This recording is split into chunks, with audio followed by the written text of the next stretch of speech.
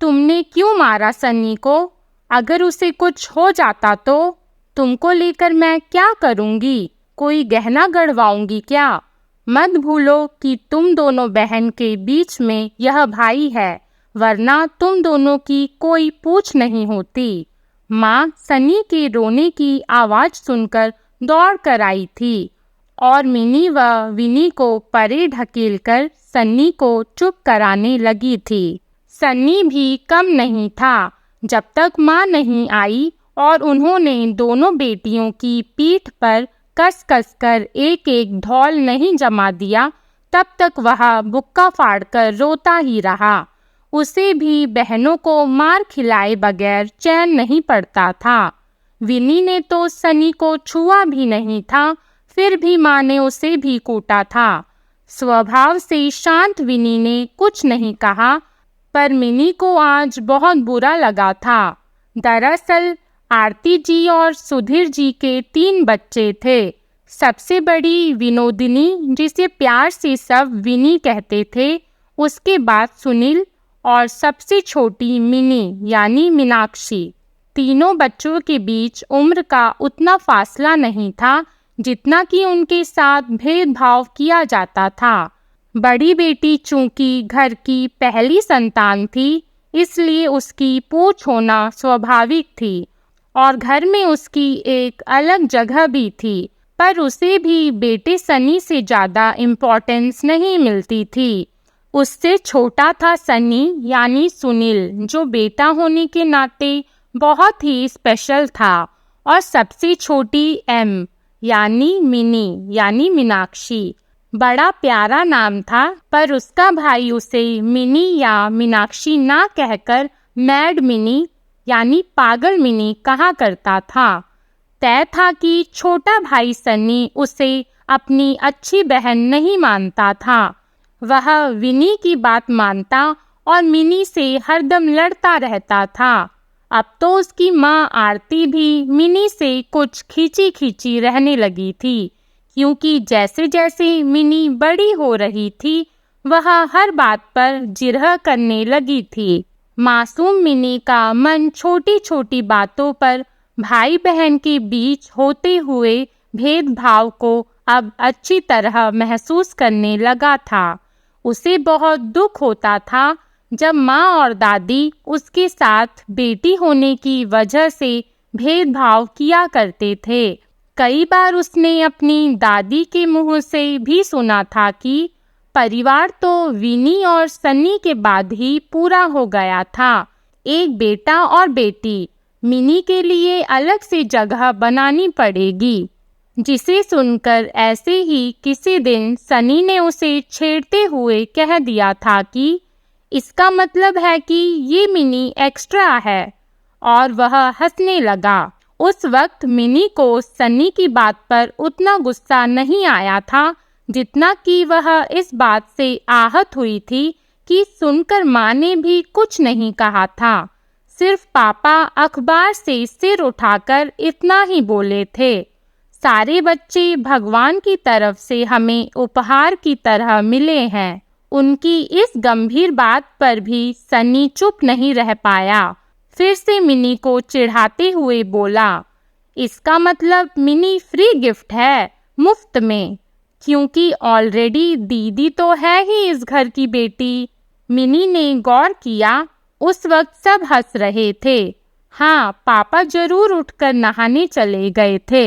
ऐसे ही कमी बेसी के साथ मिनी का बचपन खुद के अस्तित्व को नकारे जाने का दंश सह रहा था, और अब वह स्वभाव से थोड़ी उग्र और विरोधी भी होती जा रही थी।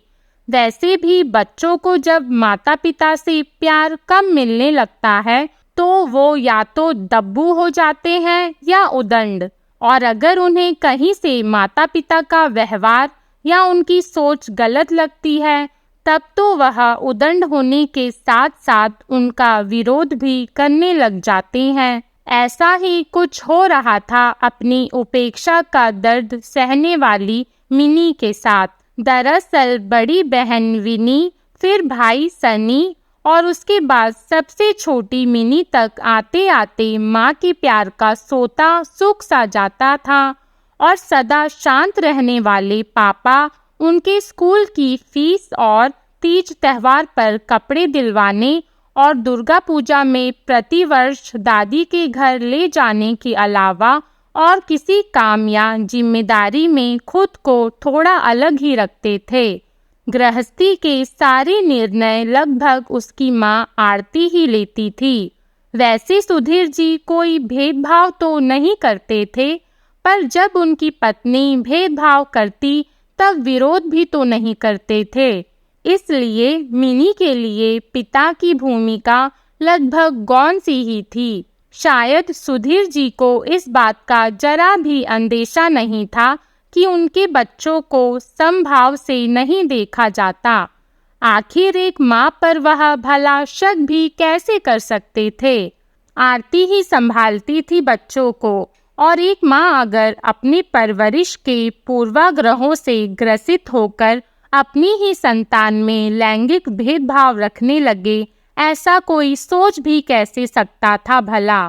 पर यहाँ आरती से गलतियाँ हो रही थी, भले ही अनजाने में सही, पर बार बार हो रही थी। सुधीर जी को क्या पता था कि उनकी नन्ही गुड़िया मिनी को झेलना पड़ता है अपने ही घर में भेदभाव, और कई बार बेकसूर होते हुए भी बनना पड़ता है माँ का कोपभाजन। उसे कई बार लगता कि वह माँ के लिए एक अनवांटेड चाइल्ड है, पर क्यों? मिनी के मन में यह प्रश्न अनुत्तरित था। वैसे तो घर में एक और बेटी थी, मिनी की बहन, पर यह दर्द मिनी की बड़ी बहन विनी के लिए भी वैसा नहीं था जैसा मिनी के लिए था। विनी स्वभाव से शांत और थोड़ी दब्बू किस्म की थी, जिसे माँ और दादी संस्कारी बेटी कहा करती थी। 7वीं कक्षा में पढ़ने वाली विनी यह मान चुकी थी कि वह एक बेटी है और सनी बेटा है, इसलिए सनी को ज़्यादा प्यार और इम्पोर्टेंस मिलेगी। उसे माता पिता का जितना भी प्यार मिलता वह उसी में संतुष्ट रहने की कोशिश करती थी, पर मिनी ऐसा समझौता नहीं कर सकती थी। मिनी को तो माँ का प्यार चाहिए था। जिस तरह माँ सनी भैया से लाड़ लगाती है, वैसा ही लाड़ क्यों नहीं लगाती है माँ मिनी से। पर वह यह बात किससे कहे? उसकी माँ आरती कहाँ समझ पाती थी मिनी का दुख। विनी थोड़ी संतोषी स्वभाव की थी, पर मिनी में चंचलता थी, तो उसकी बुद्धि भी बहुत तीक्ष्ण थी। ऐसे बच्चे बारीक से बारीक बात भी परख लेते हैं और फिर किसी की गलत तर्कों का विरोध करने का साहस भी रखते हैं। मिनी में तो स्वाभिमान का पूट कुछ ज़्यादा ही था। वह जब देखती कि छोटी छोटी बात पर जब माँ उसमें और सनी में भेदभाव करती है, तो उसका मन विद्रोह करने लगता था। कई बार रोकर, कभी गुस्सा करके वह अपनी बात माँ तक पहुँचाने की कोशिश करती थी, पर माँ तो जैसे सनी की उचित अनुचित हर बात को मान लेना जरूरी समझती थी। अभी भी सनी की गलती जाने बिना उन्होंने मिनी की कुटाई कर दी थी, और नन्ही मिनी का मन अब पक्का सोचने लगा था कि माँ भेदभाव करती है। दरअसल बात यह थी कि मिनी पानी पी रही थी और मिनी के हाथ में पकड़े शीशे के ग्लास को सनी ने उसके हाथ में हल्का झटका देकर मस्ती करने की कोशिश की कि तभी शीशे का ग्लास मिनी के हाथ से गिरकर टूट गया। तो मिनी ने उसे एक धौल जमा दिया। तब वह ऐसे रोया कि उसके रोने की आवाज़ माँ के कानों तक जरूर पहुँच जाए। फिर माँ के कानों तक सनी के रोने की आवाज़ पहुँच ही गई, और फिर पिट गई मिनी, बेकसूर मिनी। आहत मिनी अपने आंसू खुद ही पोंछ रही थी और सनी की तिढ़ाई देखकर तिलमिला गई थी, क्योंकि ऐसा अक्सर होता था कि सनी को कोई कुछ नहीं कहता, पर छोटी सी गलती होने पर भी माँ मिनी को ही डांटती थी। विनी तो इस भेदभाव को अपनी नियति मान चुकी थी, पर स्वाभिमानी मिनी का बाल मन उससे कई सवाल करने लग जाता था। वह देख रही थी, उसे मारकर माँ ने सनी को गले लगाकर प्यार भी किया था और मिनी का गुस्सा बाहर आने को था। आखिर मीनाक्षी ने जब माँ से मार खा लिया, तब जाकर सनी को चैन पड़ा और उसका रोना बंद हो गया। आज मिनी से नहीं रहा गया तो उसने माँ से पूछ ही लिया, आप मेरी गलती नहीं रहने पर भी मुझे ही मारती हो, पर भाई को कुछ क्यों नहीं कहती? आप भेदभाव करती हो मम्मी, और ये आप क्या बोलती रहती हो कि भाई को कुछ हो गया तो मुझे लेकर क्या गहना गढ़वाओगी? क्या मतलब है इसका माँ? मैं भी तो आपकी संतान हूँ, पर आप हमेशा सन्नी की ही साइड लेती हो। मीनाक्षी आज रोष में थी, फिर उसे बोलते बोलते रोना भी आ गया था। खैर, मीनाक्षी के सजल नैनों से पूछा हुआ सवाल, जिसका जवाब उसकी माँ आरती के पास भी नहीं था। शायद वह भी सोच में पड़ गई थी कि वह ऐसा क्यों बोलती थी। शायद अपने बचपन में ऐसा ही सुनते हुए आई थी, दादी से, अपनी माँ से और कभी-कभी बुआ से। उन दिनों बड़ा अंतर किया जाता था बेटे और बेटी के पालन पोषण में। कभी खान पान तो कभी समाज के कड़े नियम और मापदंड अलग अलग होते थे लड़के और लड़की के लिए। अक्सर प्रगतिशील माने जाने वाले घरों में भी बेटे और बेटी में भेदभाव किया जाता था, और नन्ही मिनी की माँ आरती का घर भी उस जैसे घरों से कोई अपवाद नहीं था। उनके बचपन में भी ऐसा ही होता था। लेकिन आज जब मीनाक्षी उर्फ मिनी ने वही सवाल पूछा जो बचपन में कई बार उनके मन में भी उठता था, तो उसकी माँ को एहसास हुआ कि कोई जरूरी नहीं है कि जो भेदभाव उन्होंने अपने बचपन में सहा था, वही वह बेटी के साथ भी करें। उस दिन छोटी सी मिनी के सवाल ने आरती के मन में उथल पुथल मचा दी थी।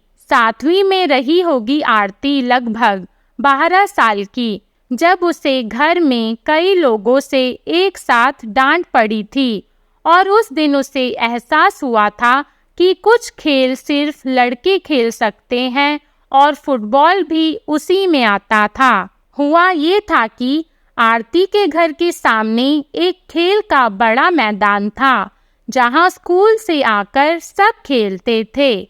उस दिन उसका भाई भी अपने दोस्तों के साथ खेल रहा था और आरती अपनी सहेलियों के साथ बेर तोड़ने में लगी हुई थी। तभी बॉल उसकी तरफ आया और आरती ने इतना सटीक मारा कि सब वाह वाह कर उठे। 5वीं में पढ़ने वाला उसका छोटा भाई चेतन भी अपनी दीदी के सटीक एंगल पर तालियां बजाने लगा। उस दिन उन बच्चों के आग्रह पर आरती ने कुछ देर और खेला तो सबने उसके खेल की तारीफ की और कहा, आरती दीदी, आप बहुत अच्छा खेलती हैं, आप रोज खेला करिए। सुनकर आरती बड़ी खुश हो गई।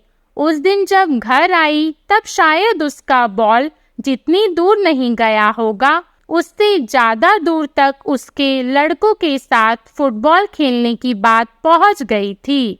घर में सबकी सम्मिलित डांट फटकार से आरती को अच्छी तरह समझ आ गया था कि चूंकि वह एक लड़की है, इसलिए उसके लिए फुटबॉल खेलना यूं लड़कों की तरह उछलना सही नहीं है। उसके बाद भी और उसके पहले भी कई ऐसे वाक़ये होते रहे और आरती भेदभाव सहती हुई बड़ी हो गई। परीक्षाओं के दिनों में जब सब भाई बहन पढ़ रहे होते, तब माँ उसे ही उठाकर काम करने को कहती थी। छोटे भाई या बड़े भैया से कोई काम करने को नहीं कहती थी।